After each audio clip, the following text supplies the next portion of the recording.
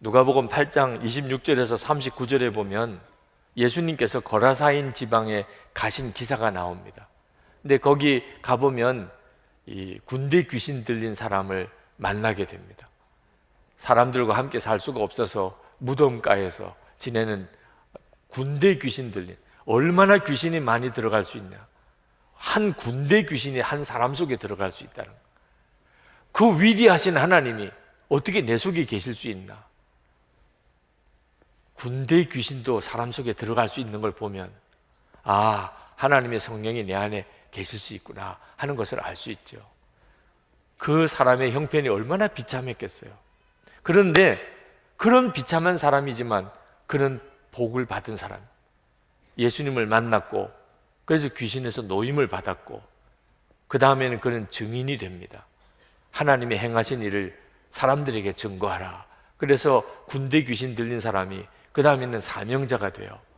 자, 이런 놀라운 일이 벌어졌는데 더 사실 충격적인 내용은 그 군대 귀신 들린 사람이 온전해진 걸 보고 마을 사람들이 예수님께로 옵니다.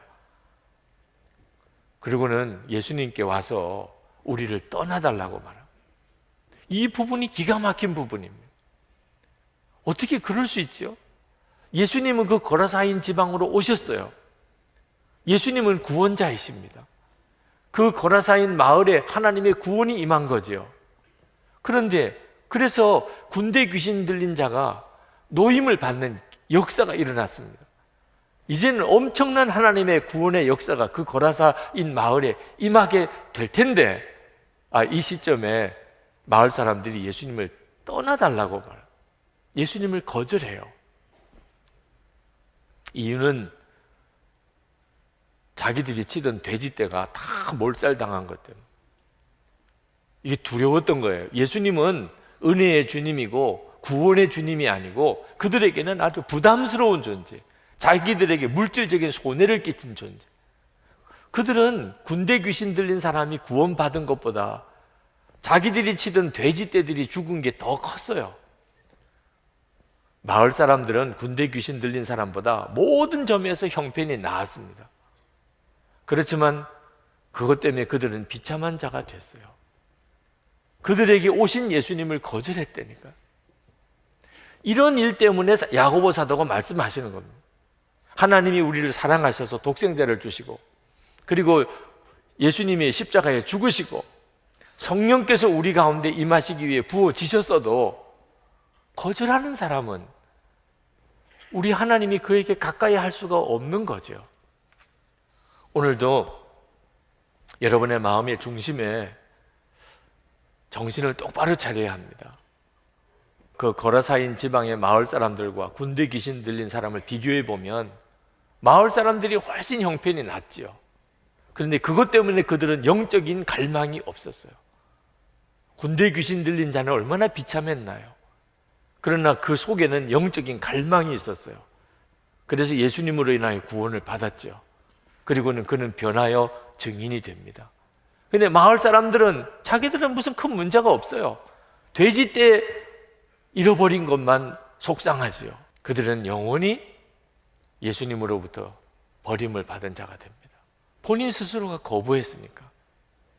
지금도 형편이 나은 사람들 중에 영적으로 스스로 속이는 자가 있어요. 먹고 사는 거 어려움 없어요. 세상 사는 거 어려움 없어요. 오히려 세상에서 즐기고 살아요. 그러면 자기에게는 문제가 없는 줄 알아요.